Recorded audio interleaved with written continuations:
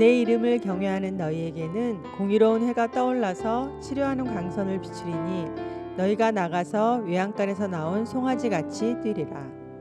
사랑과 마음 상담센터에서 보내드리는 주일예배 프로그램 말씀으로 나를 알아가기 시간입니다.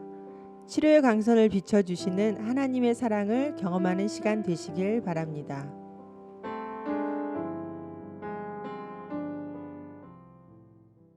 자, 이제 오늘 여러분들에게 드릴 말씀은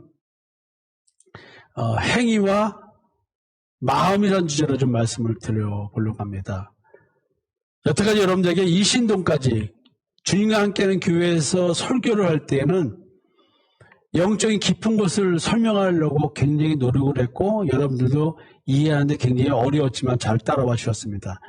이제는 그와 같은 것을 바탕으로 해서 여러분들에게 틀을 좀 가르쳐 드리려고 합니다. 여러분들이 내용이 생겼고 그 내용을 이렇게 정리해 드리는 겁니다. 이런 틀로 오늘도 행위와 마음이라고 한 두 단어를 가지고 여러분들에게 설명을 드릴 겁니다.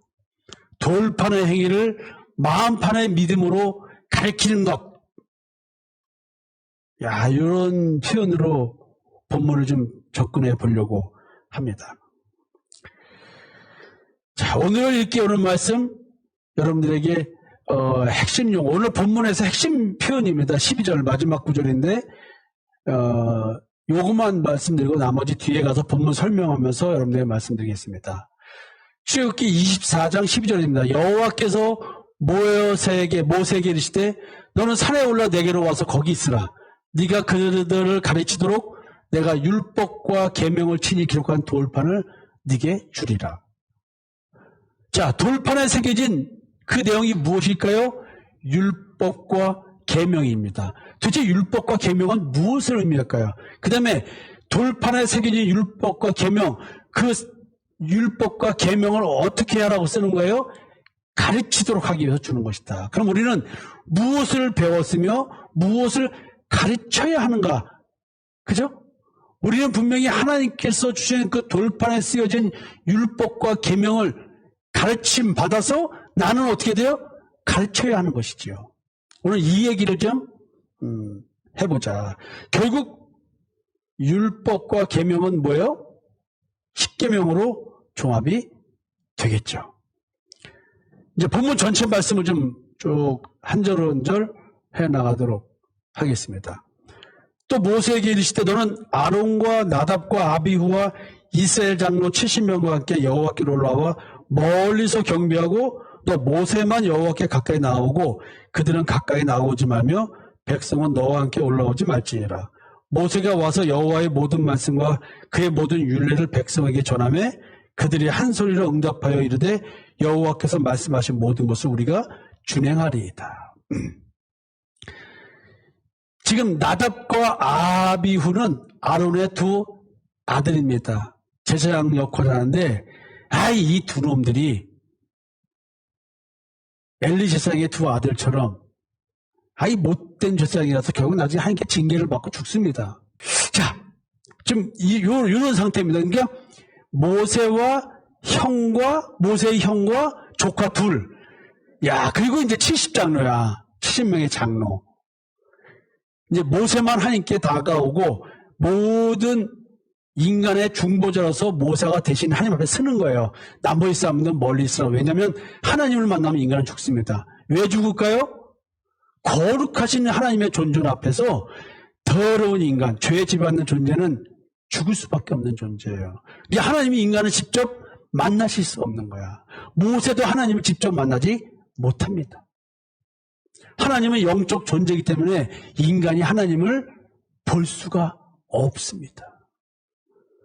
자, 근데 여기서 핵심은 뭐냐면 모세가 하나님을 만나서 이거를 가르치라고 한 내용, 이거를 이제 전해 듣습니다.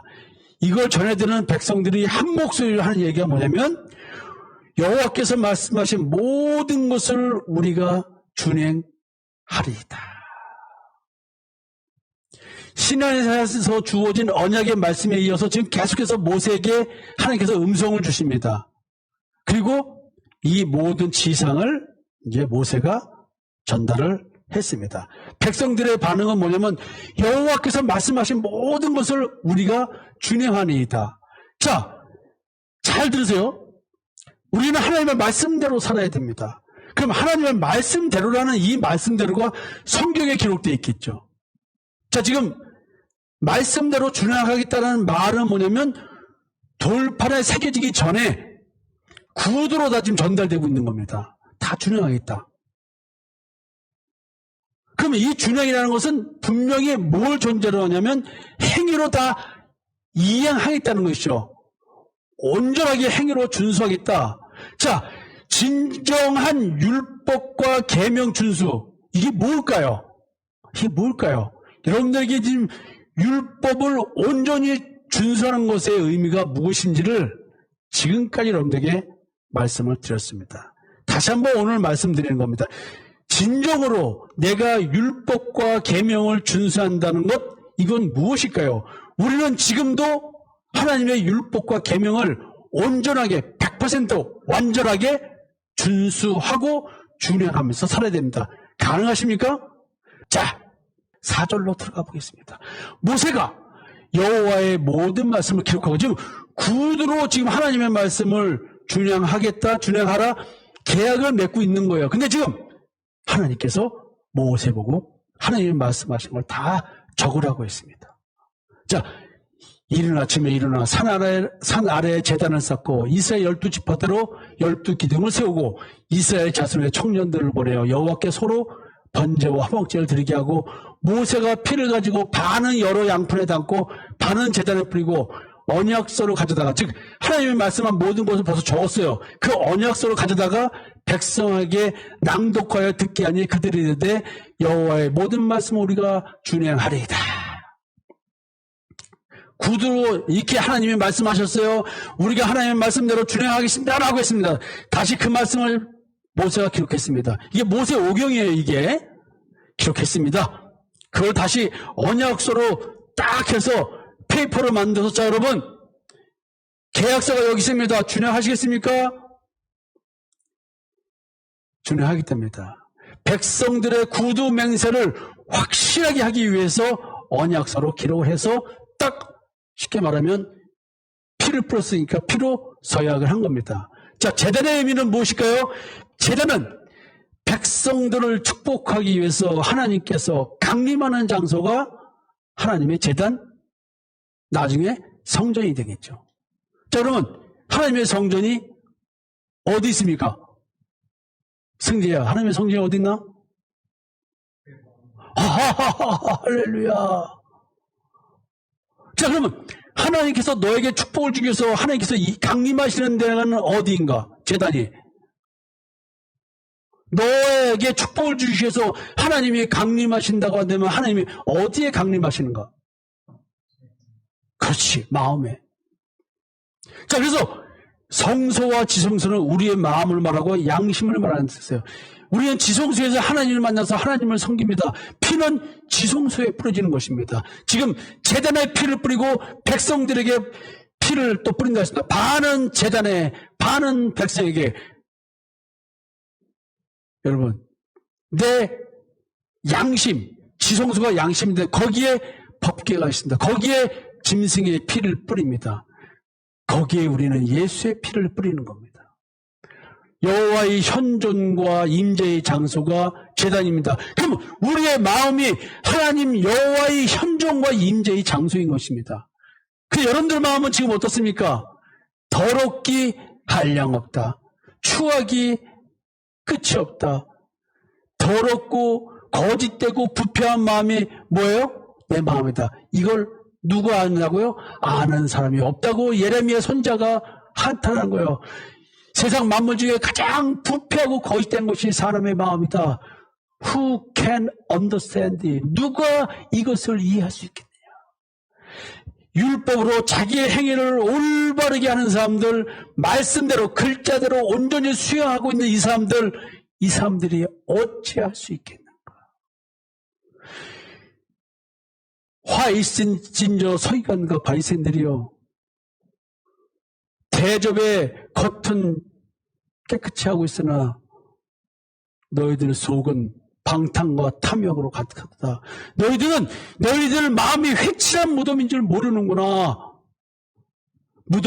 무덤은 이쁘게 꾸몄는데 그 이쁘게 꾸며놓은 이 무덤 속에는 무엇이 있습니까? 썩은 시체가 있다. 냄새가 썩어가는 시체가 진동하고 있다. 사도 바울은 이것을 사망의 몸이라고 말했습니다. 사망의 몸. 오라 나는 공고한 사람이로다. 이 사망의 몸에서 누가 나를 건져내랴. 무의식 세계, 나의 마음의 세계, 내 무의식의 마음의 세계는 이렇게 회칠한 무덤으로서 탐심과 적용만 더럽고 추하게 거짓되게 부패한 상태로 나를 지배하고 있는데, 내가 이렇게 회칠한 무덤, 사망의 몸, 내가 이 사망의 몸, 썩어가는 시체를 끌어안고 살고 있다는 것을 모른 채 우리는 지금 겉 말과 행실을 거룩하게 생각하는 우리의 도덕과 윤리와 기독교적 문화를 가지고 내 자신을 가리고 있었더라. 이게 선악을 알게 남의 열매를 먹은 원죄를 지닌 자의 신앙이라는 걸 모르고 우리는 지금까지 이렇게 신앙생활을 해왔다. 이런 나를 하나님께서 죄의 집에서 해방시켜 주시고 마귀 사탄의 사망 권세에서 해방시켜 주시고 율법의 저주에서 해방시켜 주심으로 말미암아 내가 하나님의 제단이 된 거 아니에요. 이런 더러운 곳에 하나님이 있을 수 있고 오실 수 없기 때문에 예수 그리스도가 십자가에서 이걸 다 거룩하게 한 거냐. 이걸 믿는 자가 거룩하게 된 거라. 여러분, 피 흘림의 희생제사가 드려지는 것이 제단인데 피 흘림의 희생제사가 승지야 그러면 어디서 이루어져야 되는가? 그렇지, 마음에서. 그래서 사도 바울이 마음으로 믿어 의에 이르고 입으로 신하여 구원에 이르느니라는 말하면서 그 앞에 마음으로 믿어지는 것이 뭐냐면 예수가 그리스도인 것과 그가 십자가에 못 박혀 죽었다가 다시 사신 것, 이게 마음에 믿어지는 것, 이것이 바로 제단에서 이루어지는 것을 사람의 눈에 보이는 현상으로 설명해주고 눈에 보이지 않는 무의식의 세계인 마음에 대한 얘기를 해주고 있었던 거였더라. 지금 이 이야기를 하고 있는 겁니다. 자, 12기둥이라는 건 뭐예요? 옛날에는 그 고리 쪽에는 신과 계약이 이루어질 때 돌로 뭘 쌓는 게 있었어요. 그래서 그 12기둥, 계약체계의 기념행위로 기둥을 세웠다는 것이죠. 근데 이 계약된 당사자가 누구예요? 나중에 이스라엘의 12지파를 의미하는 거예요. 자, 여러분, 여기서 이제 우리가 알아야 될 게 뭐냐면 단을 쌓고 번제와 화목제를 드렸다고 하지 않습니까? 번제, 이것은 하나님을 향한 전적인 봉사와 헌신, 나를 드리는 겁니다. 번제는 나를 태우는 겁니다. 희생의 대속제물을 드리는 거예요. 각을 뜨고, 쉽게 말하면 소를 잡고 돼지를 잡으면 발골 작업을 하죠. 뼈에서 고기 살을 발라내는 작업을 하는데 부위별로 작업을 합니다. 내장을 다 훑어가지고 기름기를 또 제거합니다. 제장들이 그렇게 다 떠가지고 다 활활 타오르는 번제단에 태워버립니다. 여러분, 하나님이 이 고기 태우는 것을 하나님께서 흠양하신답니다.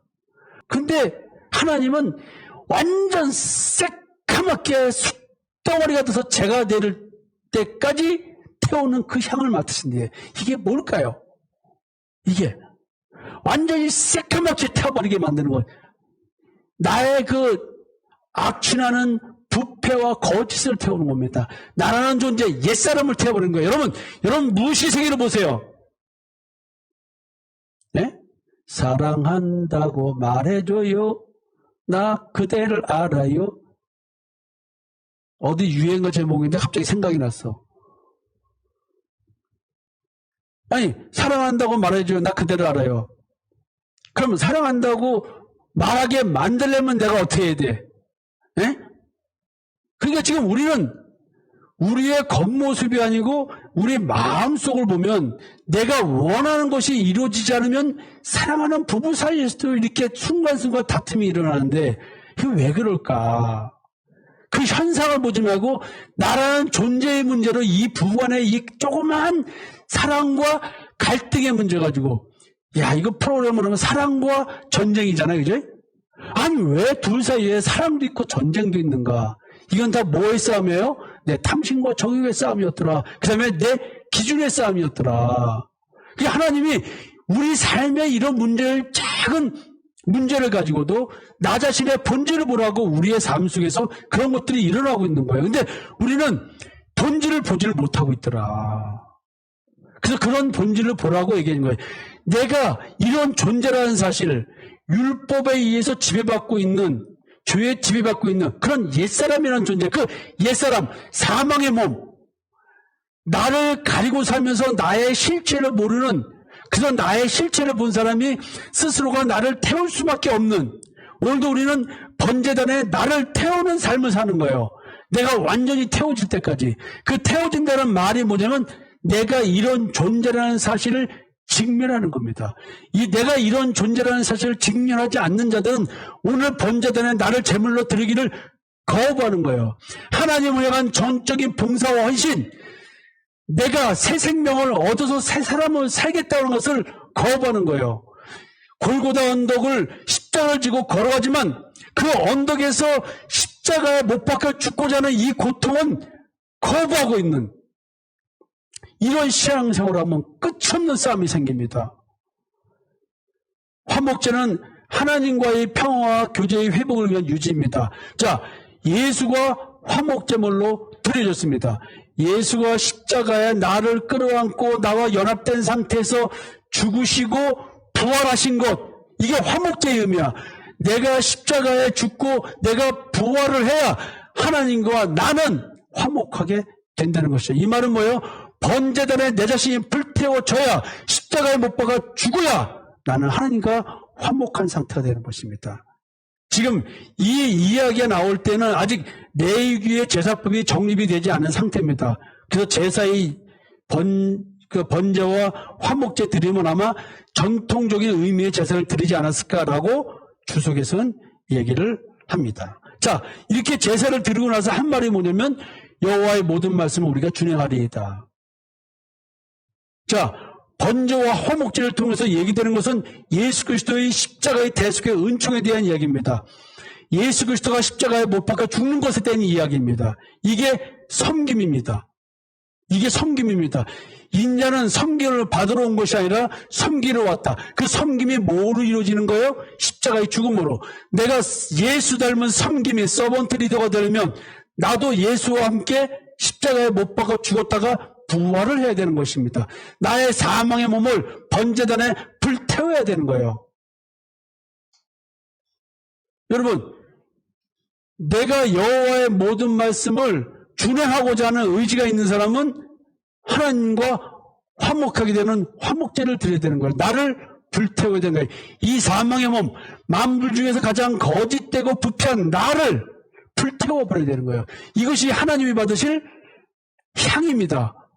나의 악취를 드리면 그 악취를, 나를 불태우는 악취를 하나님이 아로마 향으로 만드시는 거예요. 그럼 나도 어느 순간에 하나님이 나의 악취를 아로마 향으로 만든 것처럼 내가 나의 악취라는 부패함 때문에 괴로워하다가 어느 순간에 나는 나 자신 때문에 괴로워하지 않고 도리어 내가 이런 존재라고 하는 흙으로 지은 무가치함이라고 하는 이 깨달음이 곧바로 하나님의 은혜로 덮여지기 때문에, 그리스도의 의의 옷으로 덮여지기 때문에 나의 악취를 느끼고 깨닫지만 그 악취가 악취로 느껴지는 것이 아니라 하나님이 맡으시는 아로마 향처럼, 너희는 그리스도의 향기라고 하는 것처럼 내가 나에 대해서 악취를 느끼고 사망의 몸의 고통을 느끼는 것이 아니라 하나님이 맡으시는 그리스도의 향기를 내가 나를 통해서 맡게 된다. 이게 마음의 쉼, 안식을 누린 자들의 이야기고 자기 실현이 이루어진 자에 대한 이야기입니다. 여러분, 나의 악취가 아로마 향으로 느껴져야 됩니다. 이게 바로 벌거벗었으나 부끄럽지 않은 존재의 삶입니다. 제가 퀴즈 냈죠? 남녀 사이에서 가장 짜릿한 순간은 언제였습니까? 라고 했더니 다들 씩 웃으면서 말을 안 해. 그 다음에 성경적 19금 질문을 했습니다. 그러면 예수님이 우리의 남편이고 하나님이 우리의 남편이라고 그러는데, 그럼 내가 예수를 만났을 때 가장 짜릿한 순간은 어떤 때였을까요? 여러분, 여러분들이 예수인 남편을 만나셨습니까? 여러분들 신랑 만나셨습니까? 그 신랑을 만났을 때 가장 짜릿한 순간은 어떤 순간이었을까요? 성경은 말했습니다. 정확하게 성경은 말한다. 그 짜릿한 순간, 벌거벗었으나 부끄러워하지 않은 순간, 벌거벗었으나 부끄러워하지 않는 나를 느꼈을 때 가장 짜릿하다. 자, 여러분, 여호와의 모든 말씀은 우리가 준행하리이다. 여기서 준행하리이다. 진정한 율법과 계명 준수는 무엇을 의미하고 있을까요? 예? 오, 잠깐만요. 저쪽 창문을 좀 닫아야 되나? 오, 바람이 엄청, 그쪽을 좀 닫아주세요, 창문을. 6층 건물이라서 바람이 쫙 들어오네요. 여러분, 지금 제 말에 지금 맥락을 좀 따라오고 계시나요? 자, 이제 다음 말씀을 좀 보겠습니다. 모세가 그 피를 가지고 백성에게 뿌리며 이르되, 이는 여호와께서 이 모든 말씀에 대하여 너와 세우신 언약의 피니라. 자, 언약의 피, 짐승, 희생제물을 드리면서 짐승의 피를 뿌리는 것, 지성소에 짐승의 피를 뿌리면서 속죄함에 대한 얘기를 합니다. 죄사함에 대한 얘기를 합니다. 하나님의 은혜에 대한 얘기를 합니다. 그것이 우리의 율법의 행위로서 있지만 이걸 통해서 우리가 깨달아야 되는 것은 십자가의 피 흘림을 보라는 거죠. 그것이 너희와 세우신 언약의 피라는 것이죠. 모세와 아론과 나답과 아비후와 이스라엘 장로 70인이 올라가서 이스라엘 하나님을 보니 그의 발 아래는 천국을 편듯하고 하늘같이 청명하더라. 하나님이 이스라엘 자손들의 존귀한 자들에게 손을 대지 아니하셨고 그들은 하나님을 뵙고 먹고 마셨더라. 하나님을 만나면 죽는데 죽지 않았다는 거죠. 하나님이 죽이시지 않았다는 거예요. 누구를? 이스라엘 자손들의 존귀한 자. 어떤 자들? 언약의 피를 맺은 자들.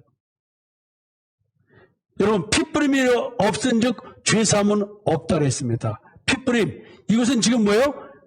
제단에 뿌리고 백성에게 뿌림으로써 상호 하나님도 책임이 있고 백성도 책임이 있다. 그리고 의무가 있다. 이걸 얘기하는 거예요. 자, 하나님은 우리에게 채권자가 아니고 채무자입니다.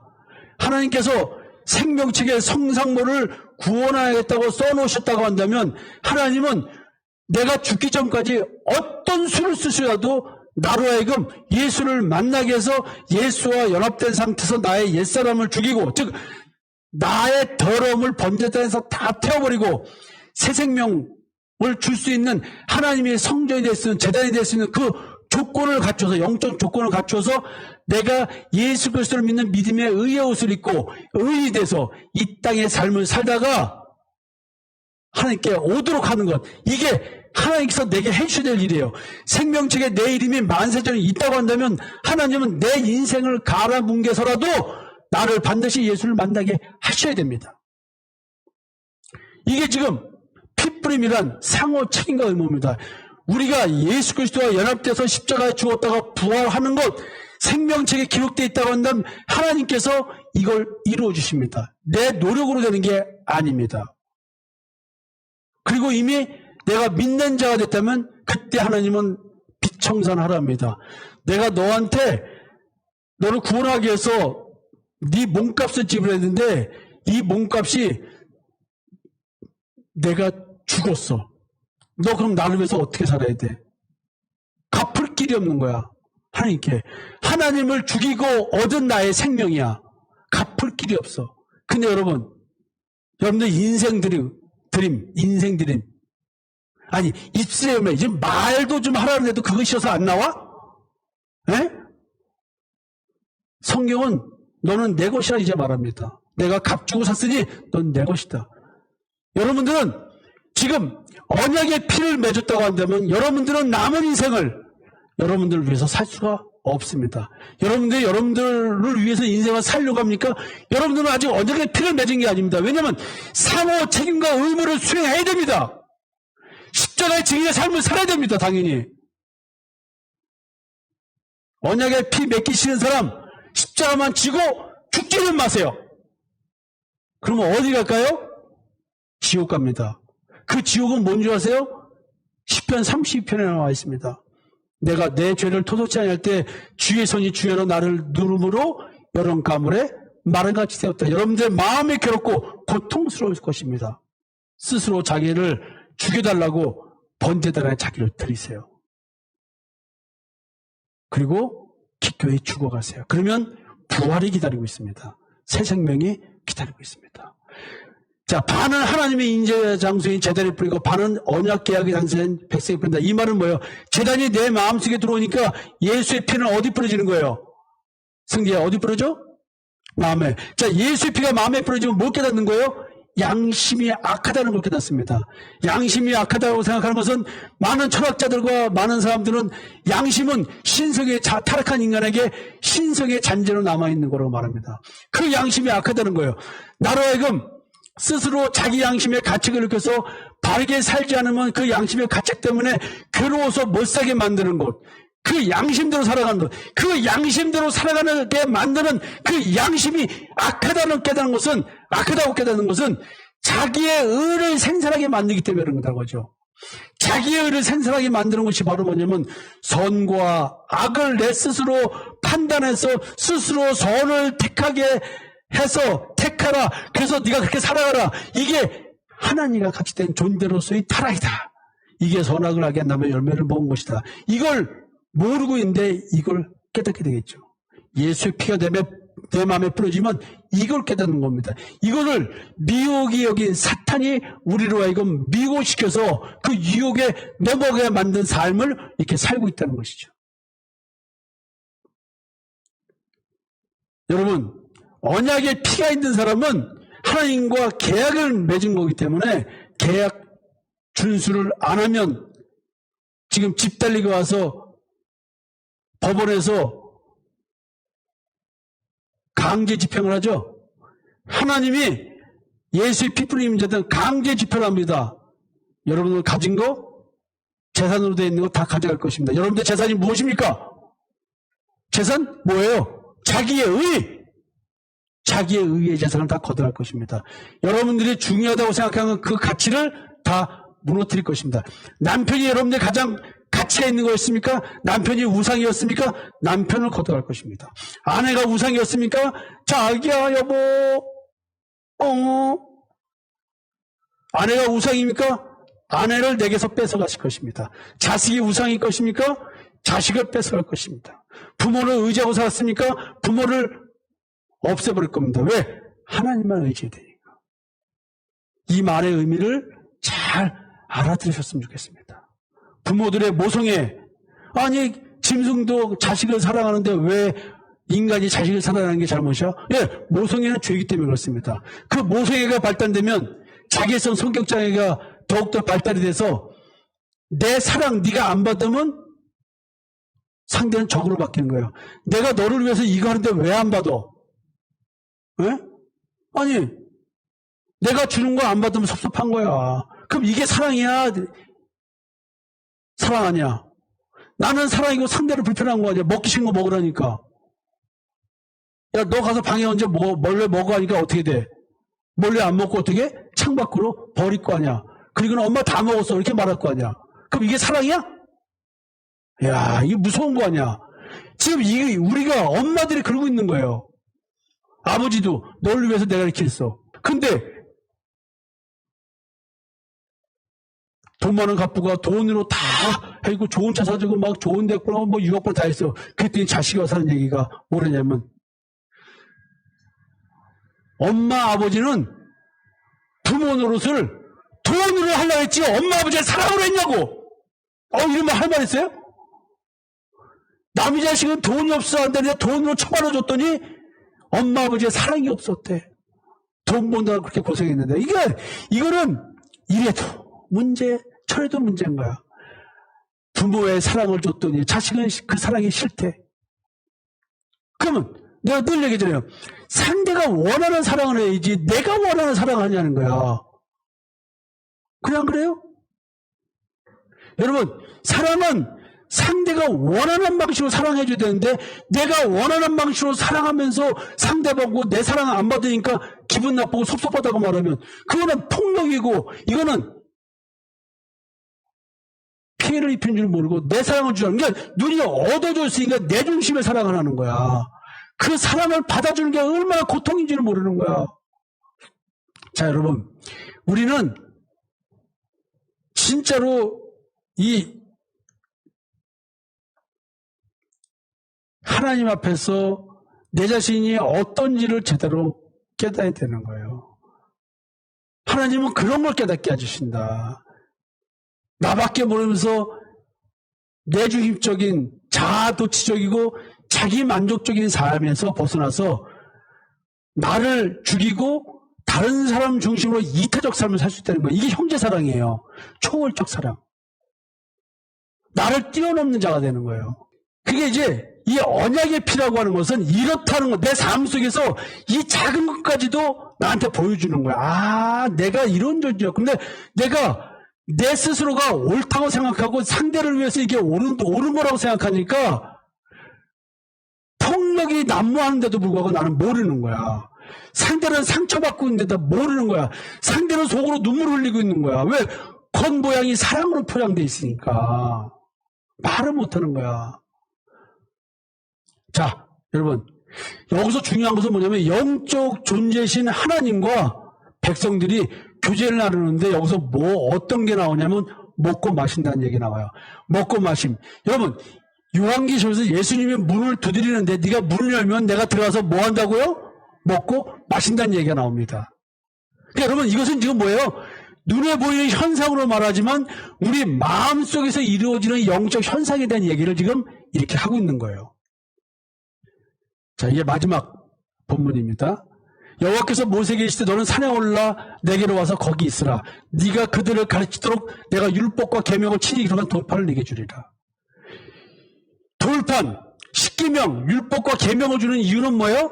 그걸 깨달아서 가르치라는 거죠. 돌판은 증거판, 언약의 돌판.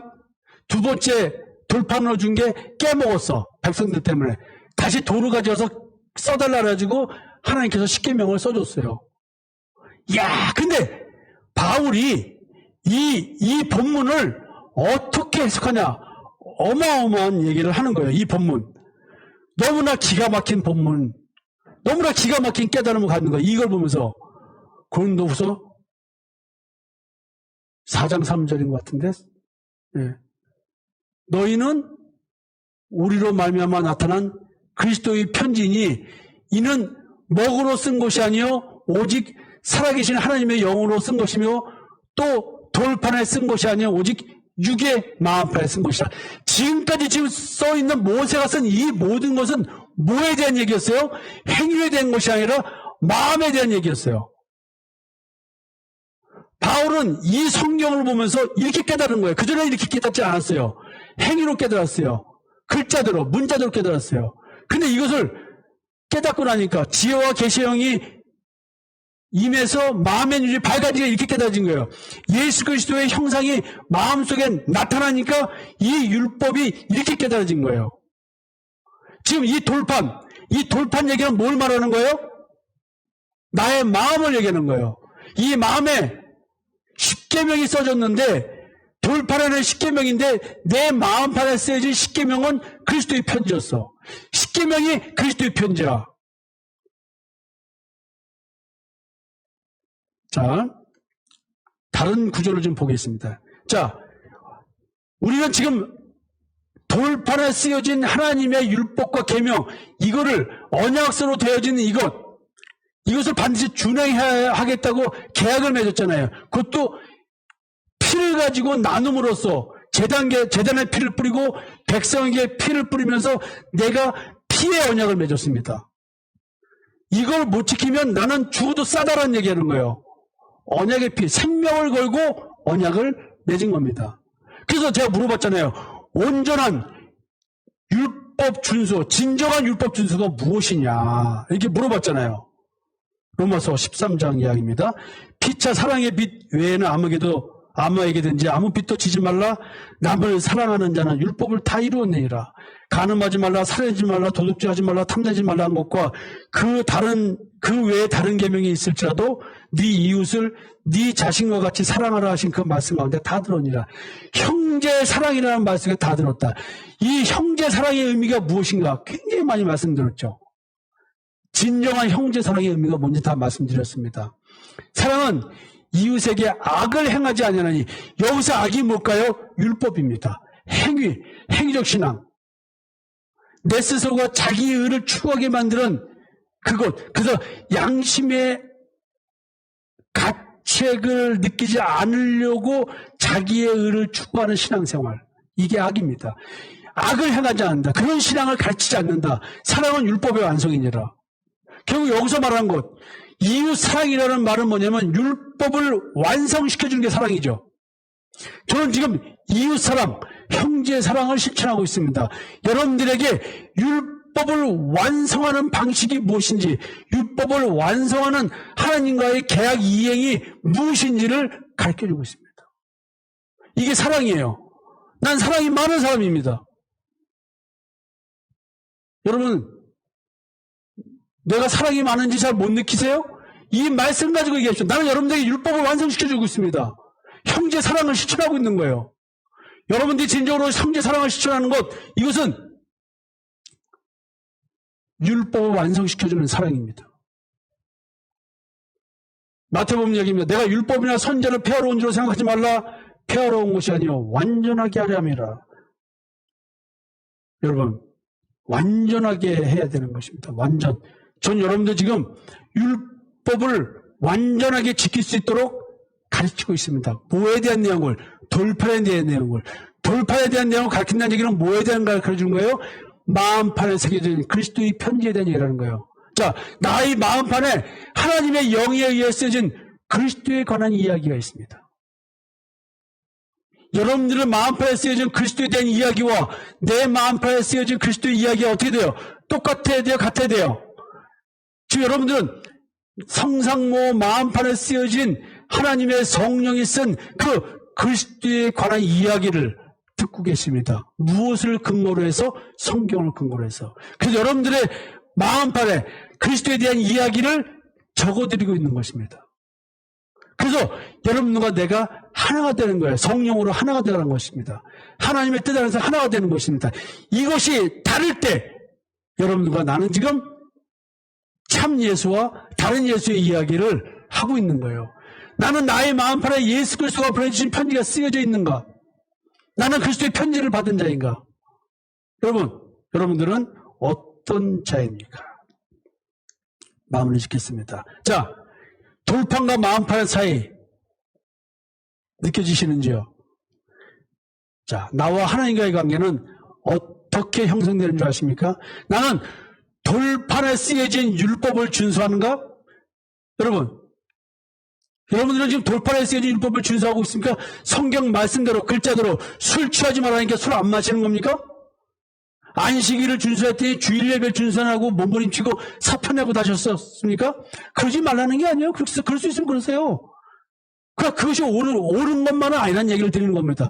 만약에 이것이 이거라고 한다면, 나는 돌판에 쓰여진 율법을 준수하는가? 이거라고 한다면 여러분들은 행위적 신앙을 하는 겁니다. 나는 선악을 하게 다음에 열매를 먹고 있다라는 뜻이기도 합니다. 나는 행위의 눈이 밝아진 신앙생활을 하고 있다라고 여러분 스스로를 분별하시면 되겠습니다. 자, 나는 마음판에 쓰여진 그리스도의 편지를 준수하는가? 그러면요, 나는 생명나무의 열매를 먹고 있다고 생각하시면 됩니다. 이것은 마음의 눈이 밝아진 신앙, 이런 신앙생활을 하고 있는 것입니다. 여기는 미혹의 영, 돌판에 쓰여진 율법을 행위로 준수하는 사람들은 미혹의 영의 역사를 받아서 신앙생활하는 사람이고요. 마음판에 쓰여진 그리스도의 편지를 중심으로 신앙생활하는 사람들은 진리의 영을 따라 신앙생활하는 자들입니다.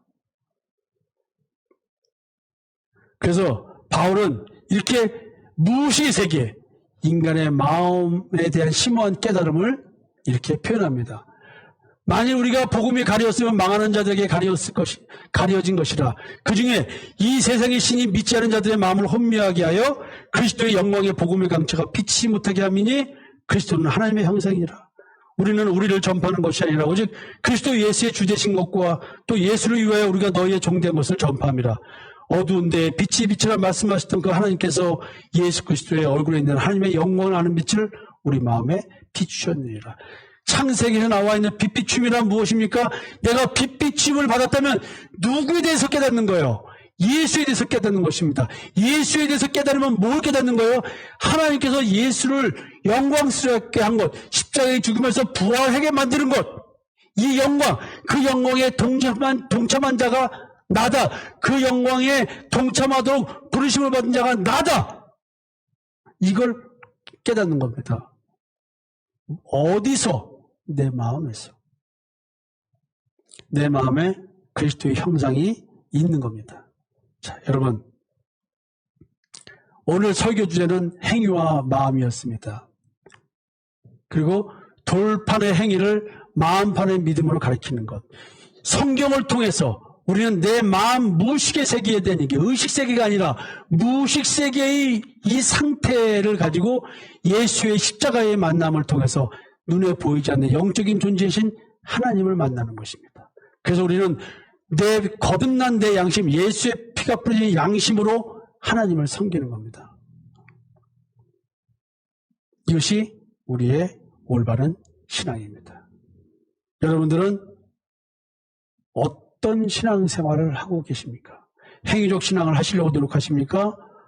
마음으로 믿어지는 믿음의 신앙생활을 하시려고 하십니까? 여러분들은 돌판에 새겨진 신앙을 위해서 오늘 행위적 신앙생활에 열심히 하려고 노력하십니까? 행위를 못하면 내가 신앙생활을 안 하는 것까지 느껴지십니까? 오병이어의 기적을 베푸신 예수님께서 말씀하십니다. 썩을 양식을 위해서 일하지 말고 영생이 있는 양식을 위해서 일하라. 어떻게 해야 영생이 있는 양식을 위해서 일을 하는 것이냐? 하나님의 보낸 자를 믿는 것이 하나님의 일이라고 말합니다. 믿음이 우리의 일입니다. 오늘도 우리 믿음, 하나님의 일, 죽을 똥을 싸도록 믿음의 일을 합시다. 근데 믿음의 일은 억지로 하는 것이 아니라 에덴 동산이 이루어진 상태이기 때문에 삶의 환경과 무관하게 기쁨과 감사와 즐거움을 가지고 그 믿음의 일을 합니다. 그 믿음의 일은 십자가의 증인의 삶입니다. 십자가의 증인의 삶은 바로 무엇입니까? 형제 사랑을 실천하고 살아가는 것입니다. 형제 사랑. 내 중심적 사랑이 아니라 하나님의 사랑으로 사랑을 하는 것입니다. 그것은 바로 복음을 올바로 깨달아서 복음을 올바로 전하는 것입니다. 행위와 마음, 돌판과 마음판, 이 영적 분별이 있는 사람만이 할 수 있는 세계, 분별할 수 있는 사람만이 살아갈 수 있는 세계, 그게 바로 형제의 사랑을 실천하고 살아가는 하나님의 아들의 사랑의 나라의 삶인 것입니다. 사랑과 마음 상담센터에서 신앙생활하는 사람들, 마음을 치료하시는 하나님의 사랑을 경험하고 살아가는 우리들, 형제 사랑을 하면서 살았으면 좋겠습니다. 지금까지 사랑과 마음 상담센터에서 보내드리는 주일 예배 프로그램 말씀으로 나를 알아가기 시간이었습니다. 나를 치료하시는 하나님을 경험했다면 이제 그 사랑을 전하고 증거하는 자가 되시길 기도합니다.